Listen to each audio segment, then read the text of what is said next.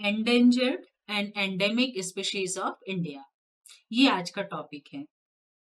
इसमें हम पहले ये देखें कि जितने फ्लोरा और फाउना हैं उनमें कुछ ऐसे हैं जिनकी जातियां लुप्त हो रही हैं, कुछ लुप्ति के कगार पे हैं और कुछ ऐसी हैं कि जो विलुप्त हो चुकी हैं। तो अभी हम सबसे पहले समझते हैं बहुत ही ब्रीफ में कि ये क्या है, इन सब का मीनिंग और टेक्निकल वर्ड क्या है। अगर हम फ्लोरा और फाउना दोनों के लिए ही हम ये वर्ड यूज कर रहे हैं, थ्रेटेंड स्पीशीज।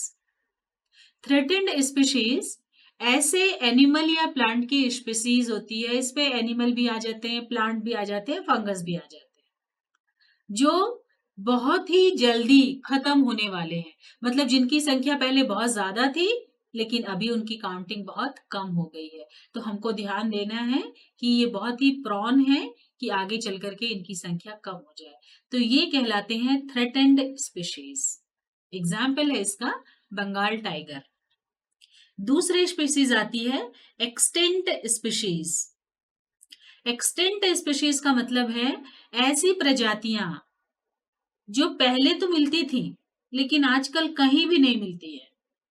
वो ना तो लोकल एरिया पे मिल रही है, ना रीजनल एरिया पे मिल रही है, ना कंट्री कॉन्टिनेंट एंटायर अर्थ में कहीं भी वो प्रजाति नहीं मिल रही है, पूरी तरह से खत्म हो चुकी है। वो कहलाती हैं एक्सटिंक्ट स्पीशीज। इसका एग्जाम्पल है डोडो। कल जैसे डिस्कस किया था हमने, डोडो जिसकी बीक जो है, एक ऐसा बर्ड है जो उड़ नहीं पाता, थोड़ा सा हैवी होता है और जिसकी बीक जो है वो चपटी रहती है, चोंच बहुत चपटी रहती है। डोडो के कंकाल भी देखा था हमने कल, डिस्कस किया था जो। अब आते हैं एंडेमिक स्पीशीज। एंडेमिक स्पीशीज का मतलब होता है कि ऐसे प्लांट्स, एनिमल, माइक्रो ऑर्गेनिज्म या कोई भी चीज जो सिर्फ एक पर्टिकुलर एरिया में पाए जाते हैं और उस पर्टिकुलर एरिया के आगे ना तो वो कहीं पाए जाते और ना कहीं दूसरे जगह पाए जाते, वो कहलाते हैं एंडेमिक स्पीशीज। ये बहुत ही इंपॉर्टेंट रहते हैं उस पर्टिकुलर ज्योग्राफी के लिए, क्योंकि वो सिर्फ उसी ज्योग्राफी पे पाए जाते हैं और दूसरी जगह नहीं पाए जाते, जैसे है एशियाटिक लॉयन। अब आते हैं एंडेंजर्ड स्पीशीज में। एंडेंजर्ड स्पीशीज ऐसे स्पीशीज जो कि एंडेमिक तो है लेकिन साथ में एक और क्या बात है कि ये वल्नरेबल है, बहुत जल्दी खत्म होने वाले हैं, इनकी संख्या बहुत खत्म हो रही है। इनको सिक्योर करना बहुत जरूरी है, इनको कंजर्व करना बहुत जरूरी है। अगर कंजर्व नहीं किया तो एक तो ये एंडेमिक है और उसके बाद ये एंडेंजर्ड हो जाएंगे। तो एंडेंजर्ड स्पीशीज में जो क्रिटिकली एंडेंजर्ड स्पीशीज है वो है, उसके कुछ नाम बता रही हूं मैं अभी यहाँ पे आपको। जो एनिमल्स हैं जो एंडेंजर्ड फॉर्म पे है, जो कभी भी विलुप्त हो सकते हैं, इनकी संख्या बहुत कम हो रही है, वो है द ग्रेट इंडियन राइनोसॉर्स, घड़ियाल, हुल्लॉक गिब्बन, गंगा के पास में आने वाली dolphin, Ganga river dolphin, chinkara, ये भी एक वाइल्ड एनिमल है, द ब्लैक बक, सारा हार्डविकी, इंडियन स्टार टॉर्टाइज, एक टॉर्टाइज है ये भी, bison, the Indian bison, turtle, turtle का नाम है द असम रूफ्ड टर्टल, और मुगर क्रोकोडाइल।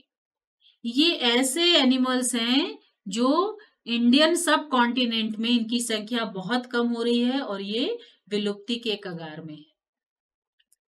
बंगाल टाइगर का के बारे में आप सुनकर के आश्चर्य करेंगे कि पूरे वर्ल्ड के पॉपुलेशन में बंगाल टाइगर 50% है और इंडिया में लगभग उसके 70, उस 50% के 70% इंडिया में पाए जाते हैं। इंडिया में बंगाल टाइगर के अलावा Assam lion, snow leopard, Kashmiri red deer, Kashmir में बहुत ही खूबसूरत लाल रंग की एक हिरन है, वो भी एंडेंजर्ड स्पीशीज में आती है। अब देखते हैं endemic species of India. Endemic species का मतलब क्या है, जैसे हमने पहले ही बताया था कि ऐसे एनिमल या प्लांट जो एक पर्टिकुलर रीजन में ही पाए जाते हैं, दूसरे जगह नहीं पाए जाते, उनको हम बोलते हैं एंडेमिक स्पीशीज।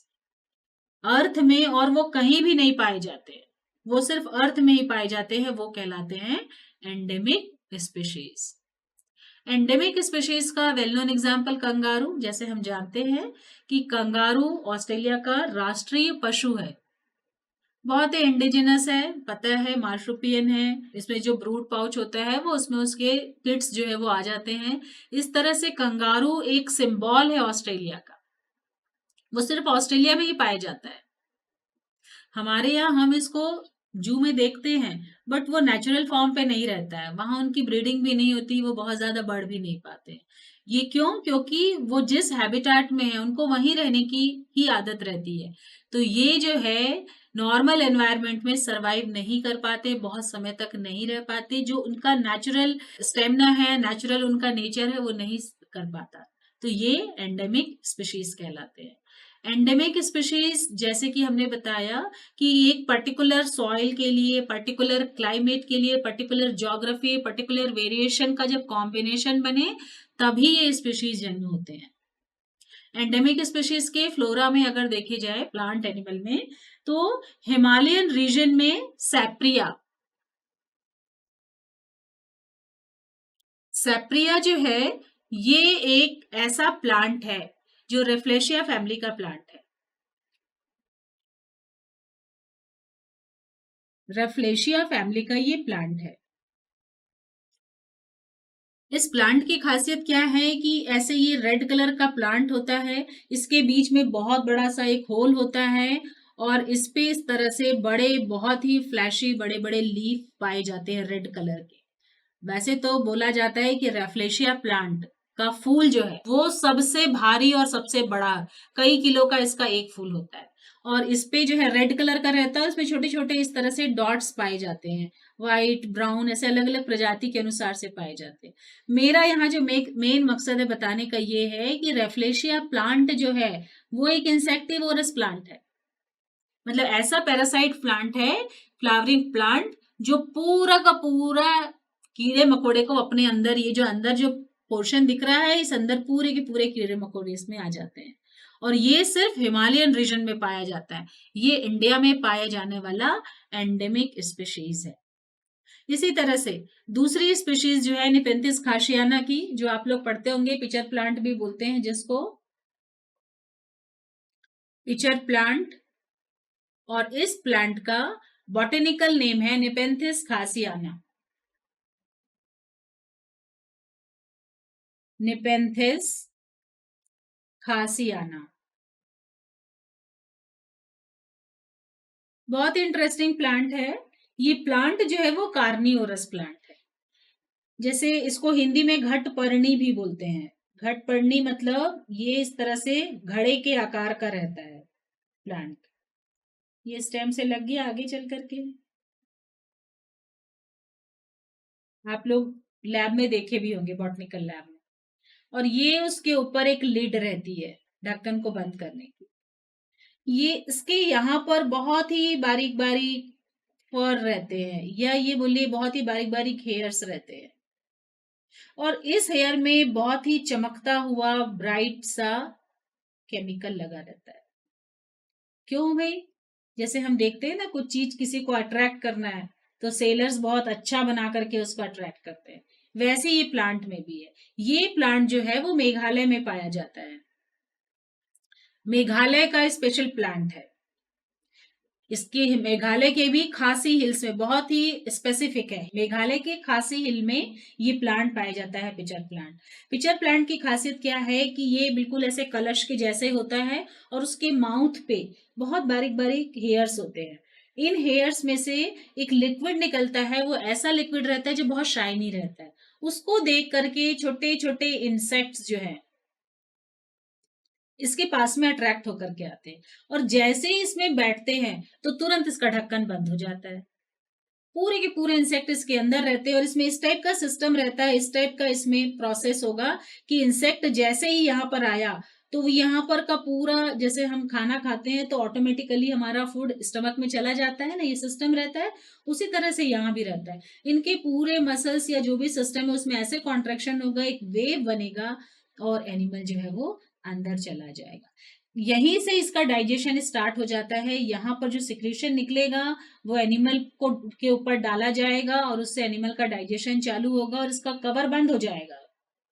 और जब पूरा का पूरा एनिमल डाइजेस्ट होकर के अंदर चला जाएगा तब फिर वापस उसका कवर खुल जाएगा, फिर उसमें से किरणें निकलनी चालू हो जाएंगी, बहुत ही खूबसूरत लाइट निकलनी चालू होगी, फिर जैसे कोई दूसरा कीड़ा आएगा वो अट्रैक्ट होगा, फिर ढक्कन बंद हो जाएगा।